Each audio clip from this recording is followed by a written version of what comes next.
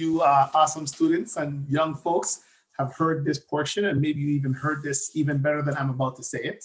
But we're just going to respect and give acknowledgement to the land on which we're on. And I'm sure you hear this in school, to respect the indigenous folks and the territory of acknowledgements. I'm just going to read that real quickly. Because of the presence and the lands that were here before those who migrated, and whether that migration was by choice or by force, let's just be mindful of that. So that's just a quick share I'd like to, before we even start, because as an African, I also want to respect our indigenous people of color as well. Absolutely. You agree with that?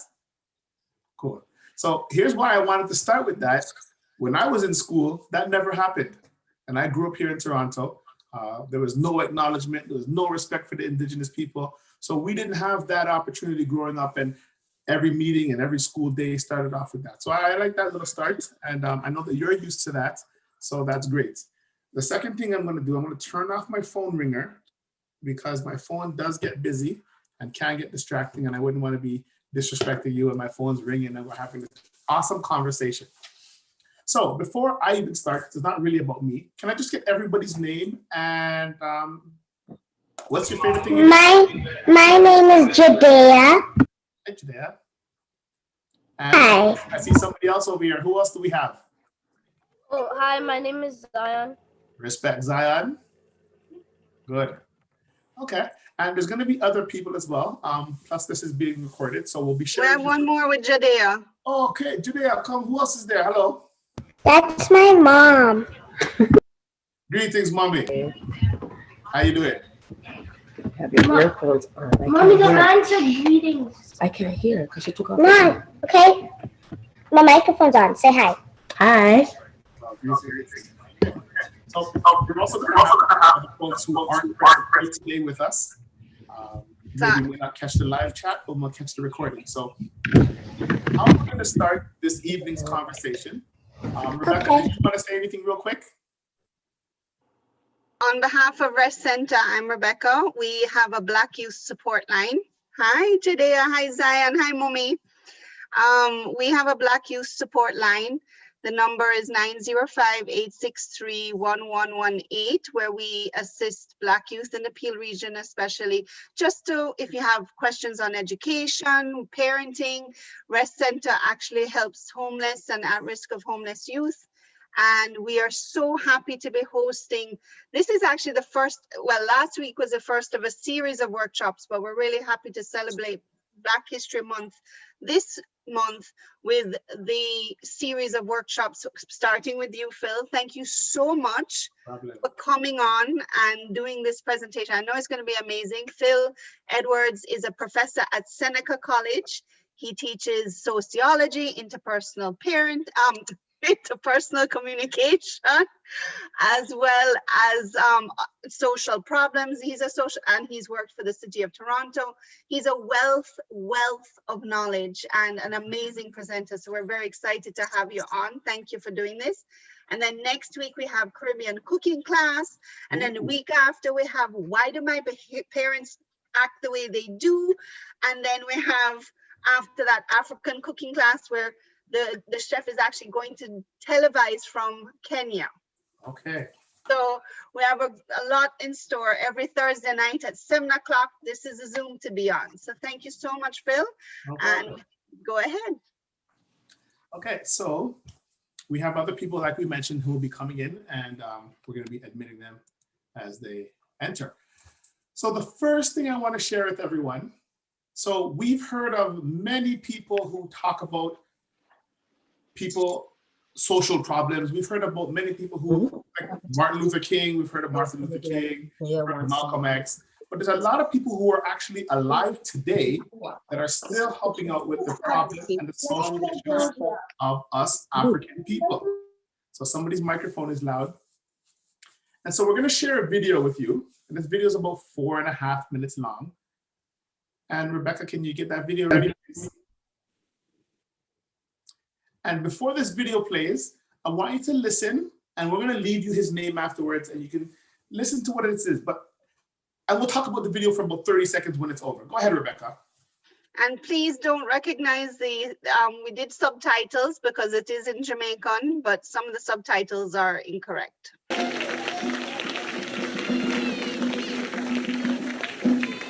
So we come to this part of the world as African and end up being Negro, West Indian, Caribbean people, Jamaican, Grenadian, Tartolian, and all these and enough and. But with African people, whether we want to accept it or not, you know, I have to go Africa to be African. It's no people believe say you have to go to Africa to be an African. If a cow born in a pig pen, it's still a cow. A cow not have to born in a cow pen to be a cow. So the cow will always say moo, even though them won't speak. But my grandparents bring you up in a some weird, strange way because we didn't believe that black was the ugliest thing. You know, with black and ugly here, black people is the only set of people that cuss one another based up of a color, you know. Yes, you never hear a white man and say, my God, he's so blanco. You never hear that yet. But you hear your black and ugly, look how your head picky, and your grandmother tell you, say, look here, nobody coming at the house, no man, no black like your pooper, you know, and no woman out with her ear trait, and we want some picnic with her ear trait. It's a terrible thing. Black is ugly. And when I hear youth, I never see no black people in heaven. Really. I used to look on them Awake magazine, them like a 7-day, a Jehovah's Witness book, Awake and Watchtower. And you never see a family of black people yet in there. It's always a man with his wife and his daughter and his son and a little dog look like Lassie. You know, it's like... And them always look up at the sky at 45 degrees angle, you know, everybody's face. You know. I say, what the rest never look for up there? You know, it's like, wow.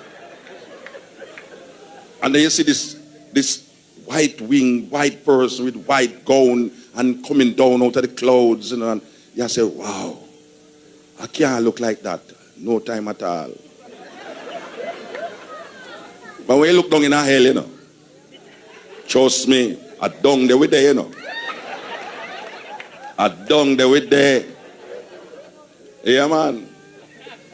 The devil black. God white. The clouds white. The angels white. And then we as black people go to church and sing, though your sins may be like scarlet, but it shall be as white as snow. So if your sins, you don't forget your sins, you know, just watch it, make it come white as snow, and it's all right. It's a really serious problem we have with this black thing. We're scared of it. I do have a color problem. I see everything black. When I walk at night, I don't see no neon light, and at Christmas, nothing for me turn white. I see everything black. Black dungeons holding black bodies to be sold for a price. I do have a color problem. I come from a black womb, enter a black world, filled with black devils, doing everything black that was bad. In the blackest corner of my mind, I created nothing of color. My soul filled with devils, sowing seeds of ugliness, black magic, casting shadows of past pain. Ugliness prevails, black as sin. Yet I enter the black flesh that conceived a black child who was taught on a black slate by way of a blackboard. I learned about the black market, bodies sold and action blacks, money sold for more than its value. Yet I do have a color problem. I see everything black. Bad luck keep passing my way by way of a black cat. So I write a letter and blackmail it. Blacklisted for speaking about the dark continent. My mind like a sponge, absorbing, yet like a mirror, reflecting. The rain clouds have covered the rainbow. I am the black sheep in my family. Yet I do have a color problem. I see everything black. I remember them tell me, black is not a color. Color is not black. Nat King Cole was black. Black makes sense, no sense. I just have a blackout.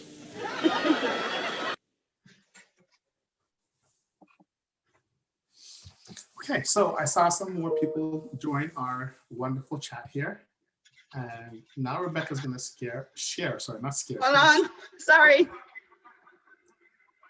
Hold on. Sorry. Okay. Rebecca, Okay. would you like me to share the screen or you're going to share the screen? No, you can share the screen Okay, just double checking. unless you, what do you want me to do? You're in charge. I can share the screen Okay. and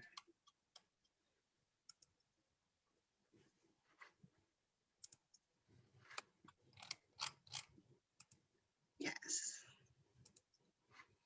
okay, so before we even get into our little PowerPoint conversation, one of the things we want to talk about is, first of all, that little video.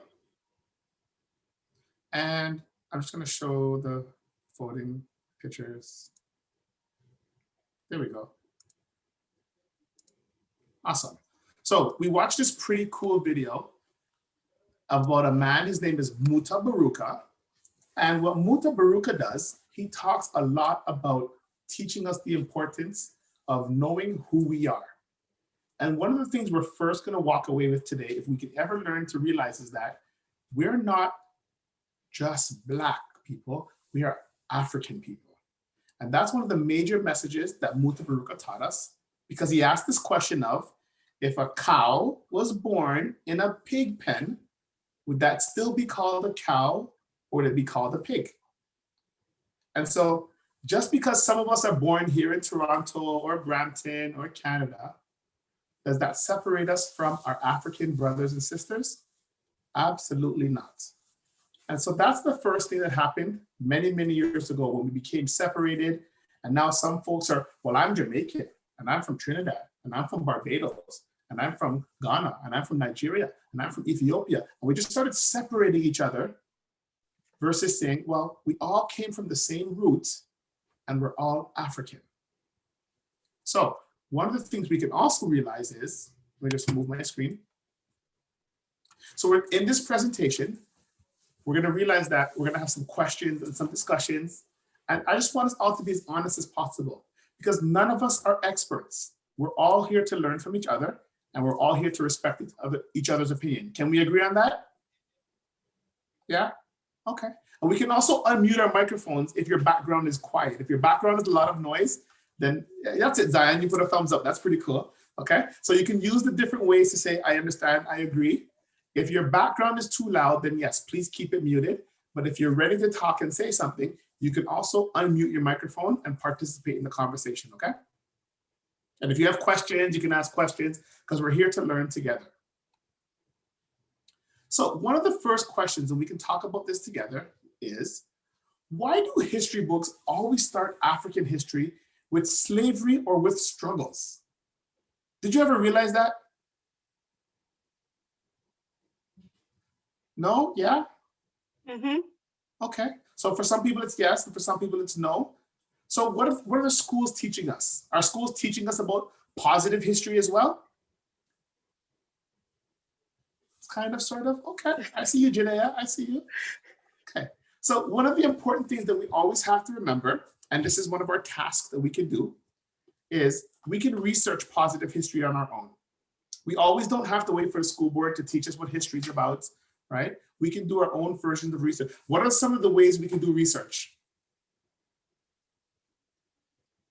You can speak, Judea. Yeah, absolutely, Janaea. Yeah. You can go on Google. Absolutely, we can go on Google. Yeah, thank you, Janaea. Okay, you can Google, there's libraries, there's other forms of internet. Okay, there's asking older people. A lot of older people perhaps have some knowledge that were stories that were passed down to them. Okay, so even a quick question we can even ask. So there's a lot of people who think that all of Africa was owned through slavery, but there are actually two countries that were not a part of slavery and they were not colonized. Okay, and I'm gonna give you that task for you to Google that, okay? I'm not gonna tell you that answer, but you can Google that yourself. So another thing that we can do as African people, we can strengthen our families. Now I know there's young ones here, but oftentimes our families have been a part of various systems, and some of those systems include children's aid. Okay, they often take our children and put them in children's aid more than any other culture.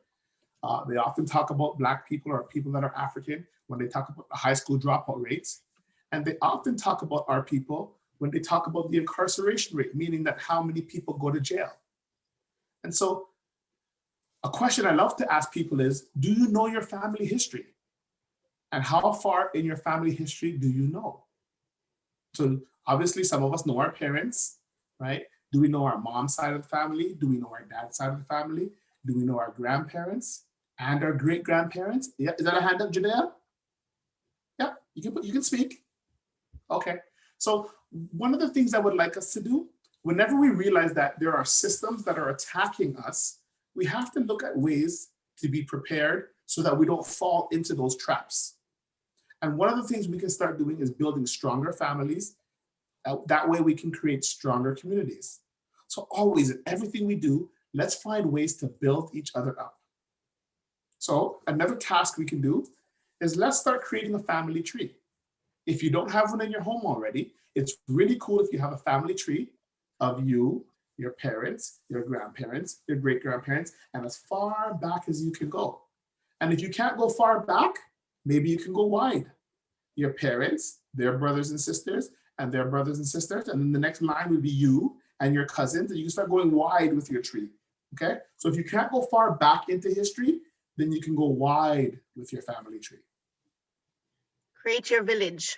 Absolutely. And you young ones can make a promise that the next generation will always know their family history. Because maybe our generation didn't do a very good job of capturing that, but you can start that from here moving forward.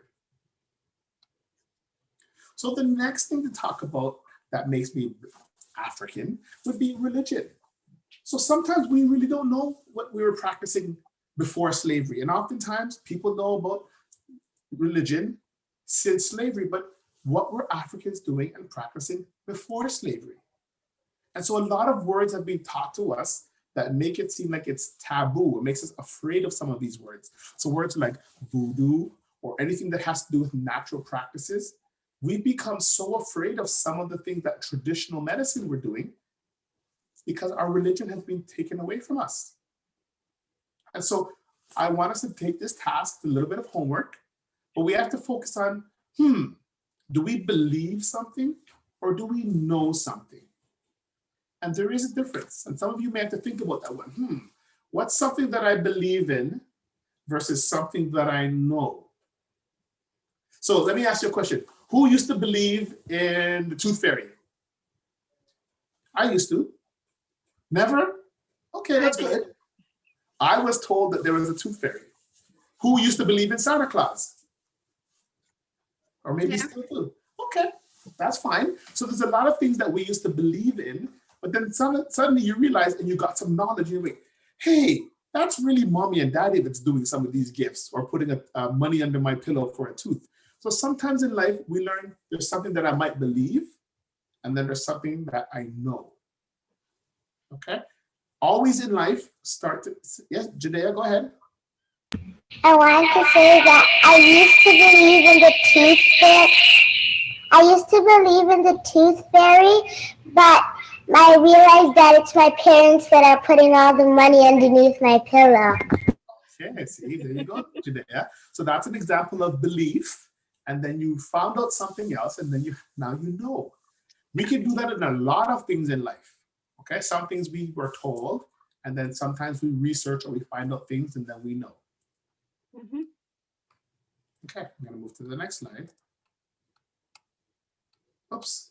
So then there's education. And even all of us who are in school, and even I teach in a school, but sometimes we're only counting things that are coming from a textbook. And that's called accredited knowledge. So if it comes from the textbook, people believe it. But many of the things that we have done, and our parents and our grandparents, which are called our ancestors, they have lived some stories and some experiences that were not credited. And so they were often discredited for their works. So whether it's some of the inventions that happened on this planet, or even the way that the history is being told about our cultures, stories are being passed down from generation to generation, but because it wasn't in a textbook, we're often not being given the credit. And so as African people, it's our job to start finding out our own histories, finding out what happened to our own family members, and not only accepting what was told to us in a book. Does that make sense? Okay, Yep. so one of the tasks you can do is to start to research and study more than just what's being taught in school. Okay, you can become a lifelong learner. You can become a limitless learner. You can start to fill your brain with so much energy and knowledge. And then there's economics. Does anyone know what economics means? No? Okay. Hope we have some other people on the call as well if you want to participate. Yeah, I see we have some other folks here on the call as well. Economics, that's how money is being handled. So with economics, one of the things we have to do as African people is ask ourselves, where do we spend our money? Right? Very often we're spending our money on Gucci or Louis Vuitton and all these other expensive things that, hey, are they looking out for the African community? Mm. Are they helping us become better people? Or always spending our money on other cultures or other things that aren't helping us? So another important question, and every time you look around at different cultures and different communities, you have to ask the question, what makes a healthy ecosystem? So And a Phil, healthy, yes? I'm going to give you an example in Jamaica. So Absolutely. in Jamaica, everything foreign was good. Mm. Everything. Everybody buy foreign. If it come from Canada, UK, or the US, that's what we bought. And we ended up doing a campaign because we had manufacturers in Jamaica that were manufacturing quality stuff that we were preferring to buy foreign at more money. Right. So we started a campaign that said, buy Jamaican, build Jamaica. Okay. And that whole campaign is still going on, and we promote everybody. And it came to a point where you go through the supermarket, and if something was even from Trinidad, you never bought it, because once there was a product made in Jamaica, that's what we bought. So you buy, okay. And so that's how you start to create a healthy ecosystem, right? When your schools, your banks, your grocery markets, and your hospitals start to look like you and support you. And right now, the only thing that we have that really kind of belongs to us are the churches. But we have to do more than just our churches that have our leaders. We have to have our leaders in the schools, leaders in the banks, leaders in the grocery markets, and the hospitals. And that's how we start to form a healthy ecosystem. So a key task we can start to do is start to support African businesses. Learn the power of wealth management. And that means let's start spending our money, our time, our support, our volunteer time even, which is as good as money. Volunteering, like right now, I am volunteering my time. And volunteering, instead of me saying to Rebecca and this organization, you must pay me to be here, I am willing to volunteer my time so that you can learn. And that's what we're talking, giving back and supporting Black businesses. And then there's politics. Anybody here know about politics? Anybody? That's okay. Oh, I see Jadea's hand up again. Yeah, tell me. I've heard of politics before, but I've never known what it means. Okay, good. And I thank you for sharing that. So politics has a lot of things happening all at the same time. So politics doesn't just mean you're a politician. So in Toronto, for example, we have Mayor Tory, but in Brampton, you have your own mayor. What's his name? In Brampton. I'll look it up. Right? Those are things that we should know if we're living in Peel, right? Or if it's Mississauga you're living in, because Peel is both Brampton and Mississauga. But you have a mayor for both of those cities. We should know who the mayors are. So Patrick Brown. Patrick Brown, yeah. And there's another lady in Mississauga. Okay. She just took over for Hazel a few years ago. Hazel was there for like about 30 or 40 years. Actually, Bonnie Crombie. There you go. Thank you, Rebecca. So You're very welcome. part of politics would be, what have we done to hold our government leaders accountable for our cause? So oftentimes we hear politicians talking about all the things that are important to them, but are they speaking about us as well? And then there's your own version of politics. So social justice, what's important to you? What differences do you want to see on this earth? What is important and what has become your purpose? So for me, one of my purposes has been to help young people start setting their goals and becoming the best that they can be. And that has become one of my life purposes. And so I do these type of conversations. I share information with the foster children that I used to have. These are, Oh, the day is on. yeah. Hold on, oh, sorry. Go ahead. And these are some of the things that when you start to find out what your purpose is, you start to have social justice and become political for that cause. So this is things that Martin Luther King, Malcolm X, even Barack Obama, Nelson Mandela, a lot of our past leaders, Harriet Tubman, these are some of our past leaders that did a lot of these things because they had a purpose. And you don't have to be a politician to be involved in politics, okay? Bob Marley, he brought the leaders together and he said, we need to do something better for our country of Jamaica. So many times you don't have to be a politician to be able to shift politics. We can write letters to Absolutely. our MPs. You could write letters, and in your generation, you could make videos because the videos go viral. And one of the things you also know is that you should A, get to know your politicians. When you're in school, your principal should know who you are, not because of trouble, but because you count and you matter. And not only should your principal know who you are, you should know who your principals are. As well as if you're in higher than high school and elementary school, you should get to know the directors of education. It's very important that you're not just a student, but that you're very present. Judea has a question. Absolutely, Judea, go ahead. I wanted to say that I remember that Bob Marley's birthday is on Saturday. Yes. And I also want that one of Bob Marley's speech, as the late great Bob Marley once said, emancipate yourself from mental slavery. None but ourselves can free our minds. That is amazing.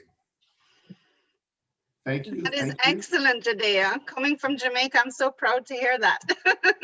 But Now, listen, we still have to, as much as Bob Marley sang that song over 30 years ago, it's still going to be with us forever. Absolutely. And does anybody know where Bob Marley got those words from? Okay, we can talk about that later. no, Phil, tell us.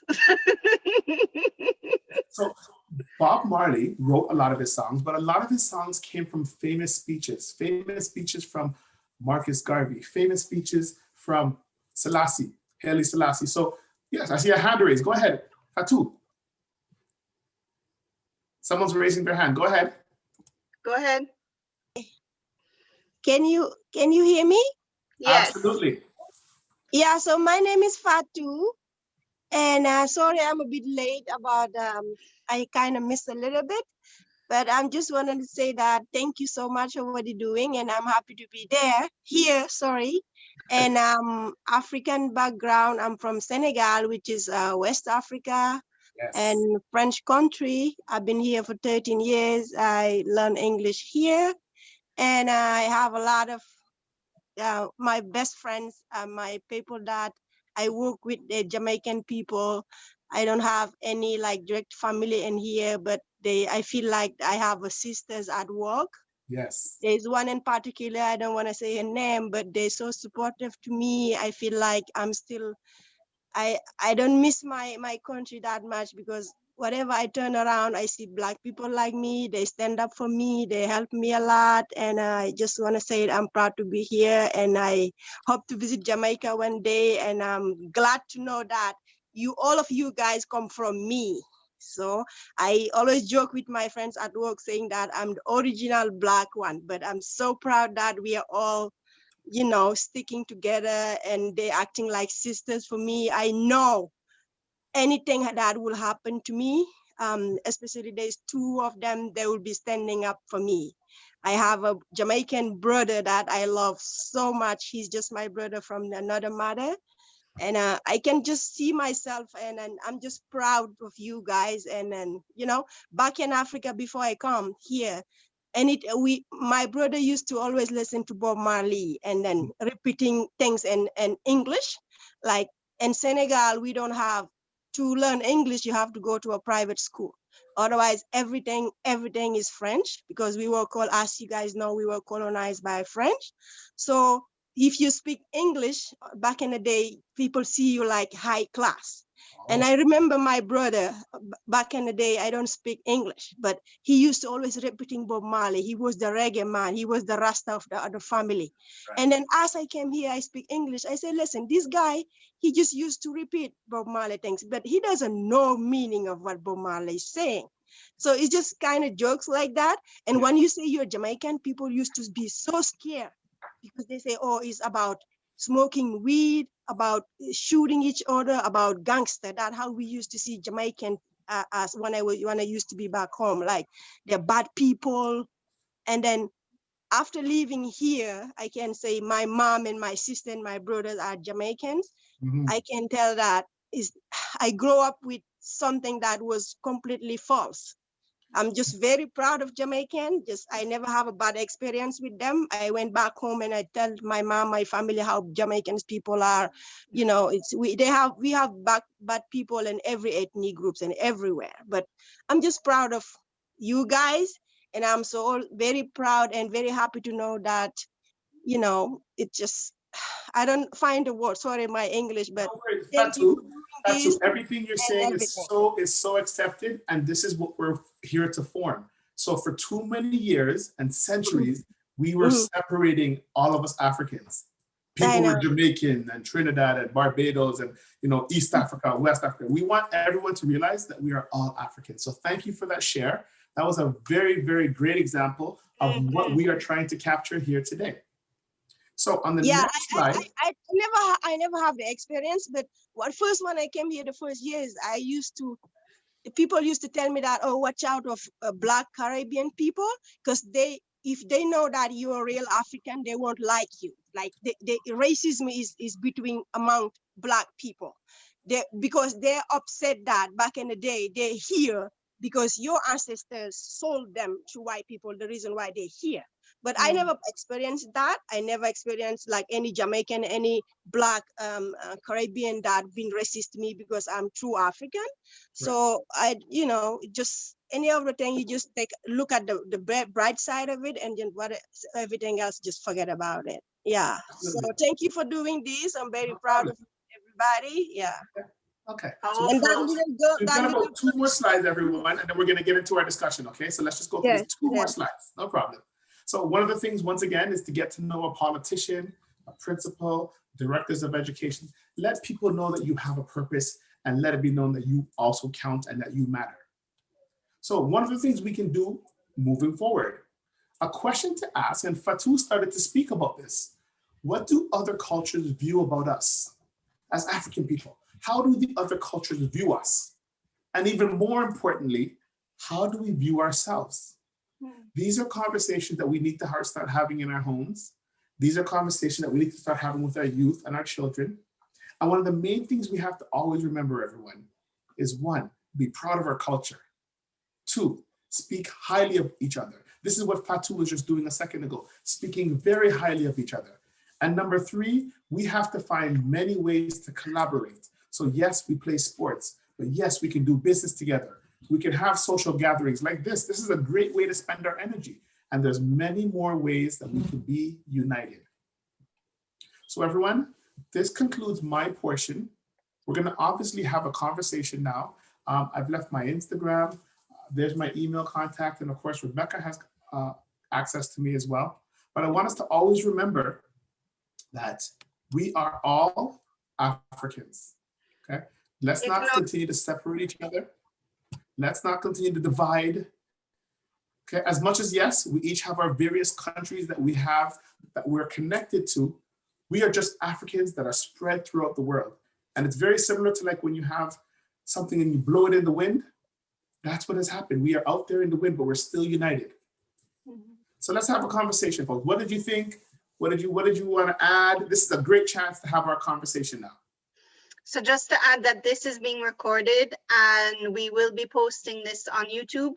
on our BYM Peel website so others can join in. Not everybody can make the 7 o'clock on a Thursday night. So that is why. So just letting you know that we are recording the show. I said it in the beginning for those who came late, so that we can post this session on YouTube so people can listen.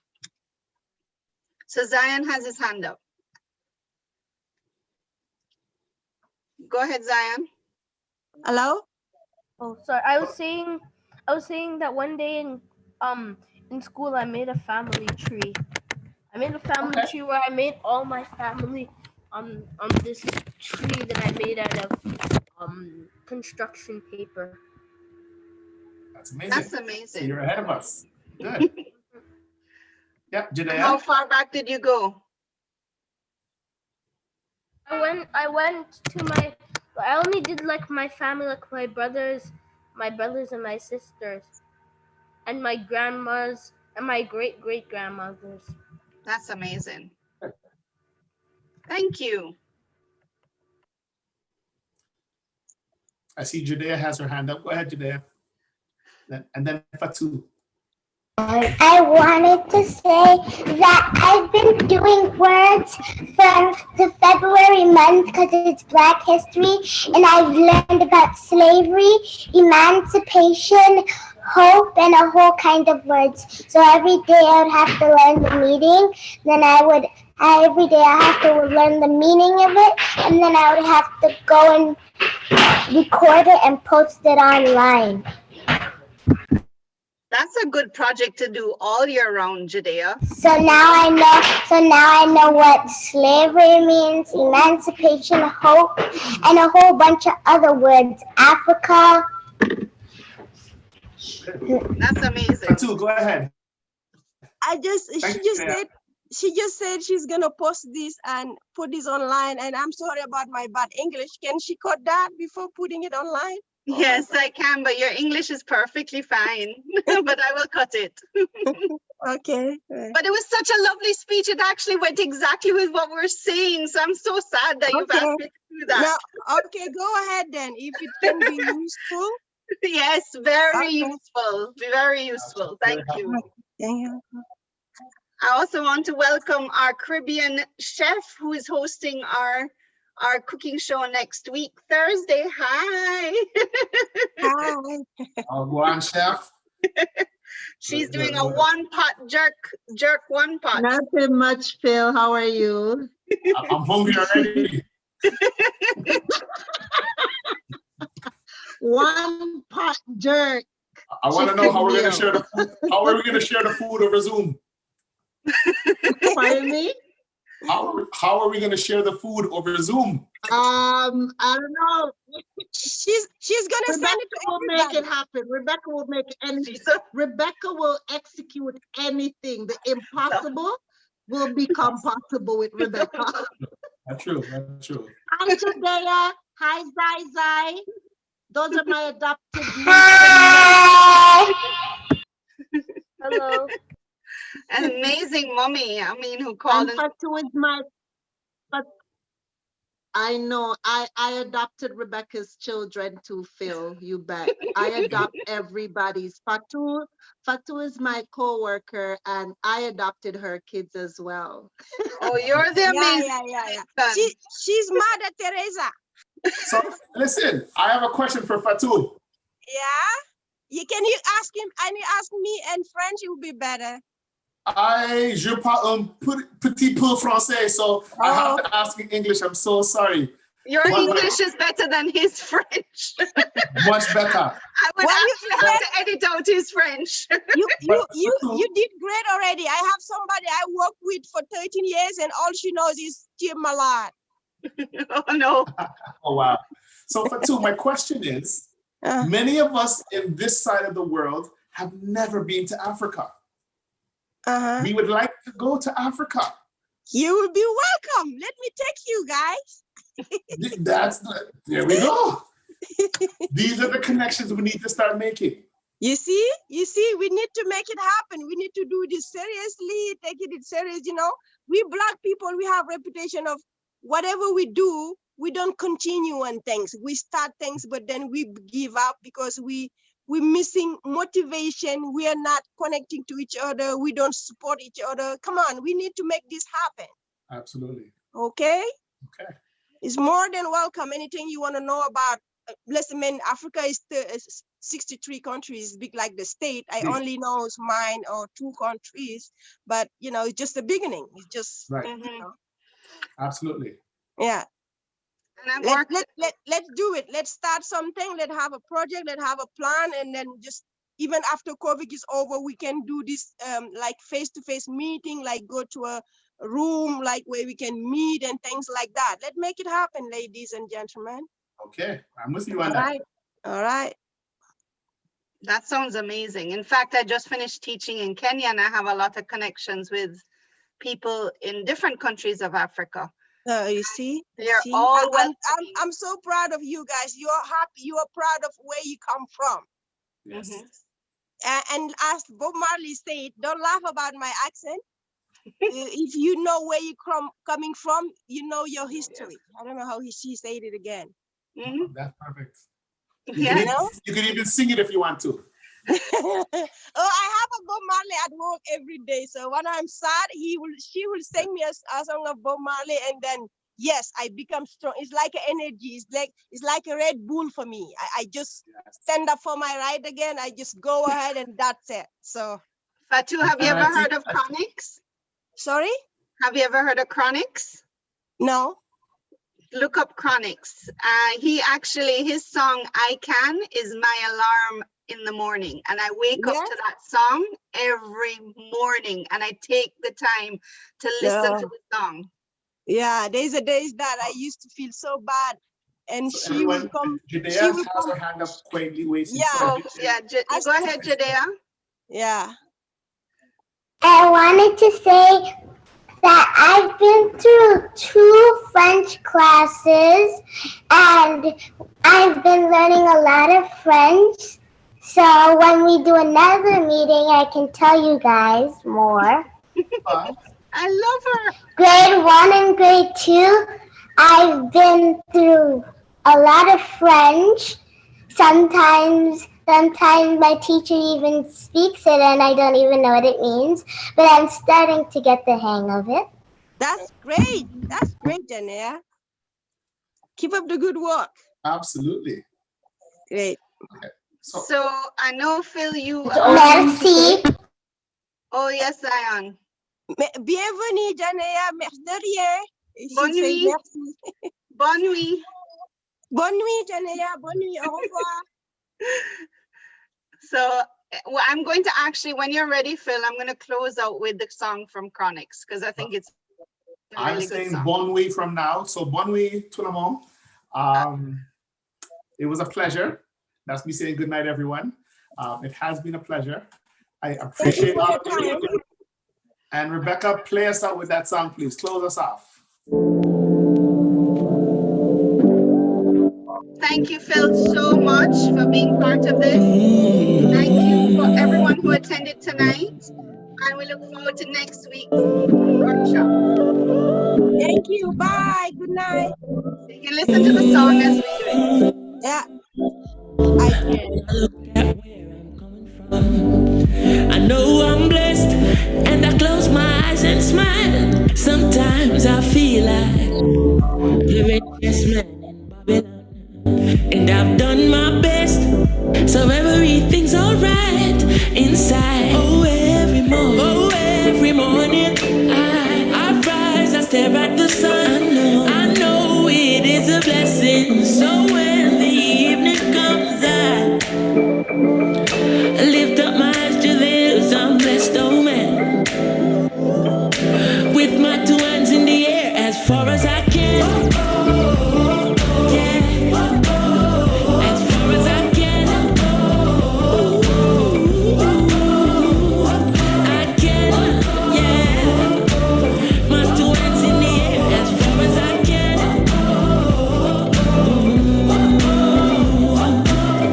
Oh, every morning I rise, I stare at the sun. I know it is a blessing, yeah.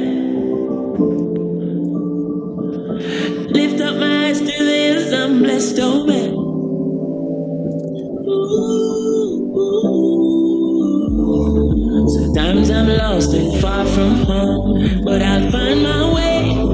I follow my heart, I know I'll be found someday.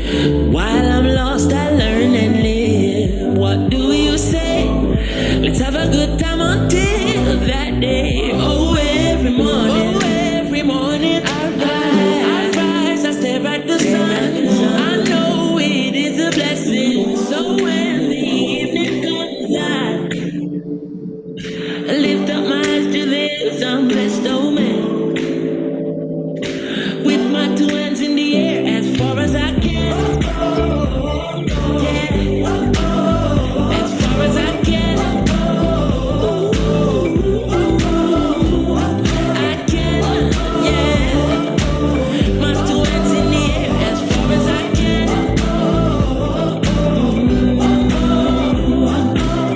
Oh, every morning I rise, I stare at the sun. I know it is a blessing. Yeah. Lift up my eyes to this, I'm blessed, oh man. With my two hands in the air as far as I can. Yeah. As far as I can. I can, yeah. My two hands in the air as far as I can.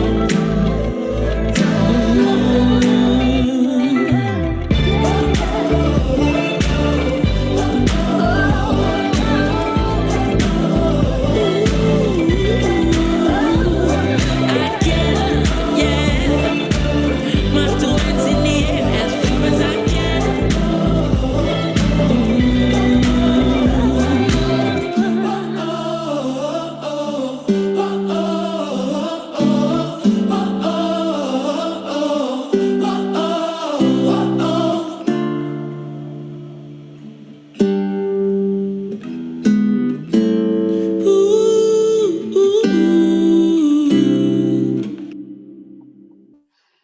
So that is Chronics. Sorry. I know that song. It is such, I wake up to that song every night, every morning. And yeah, it is. Thank you. Thank you, Hope, for everybody for joining. I hope you enjoyed the presentation, and you can go onto our YouTube channel, BYM Peel, to watch it again if you're interested. Next week is Caribbean cooking, where we're going to do a one pot jerk, one pot. And then after, we're going to say, why do my parents act this way? Talking about generational and racial trauma. And then after will be African cooking from Kenya. So we have, and then there's so many others following up. So thank you all for joining. Thank you all for being part of it. And you can also go to restcenters.org for more information on what we do at Rest Centers. Bye.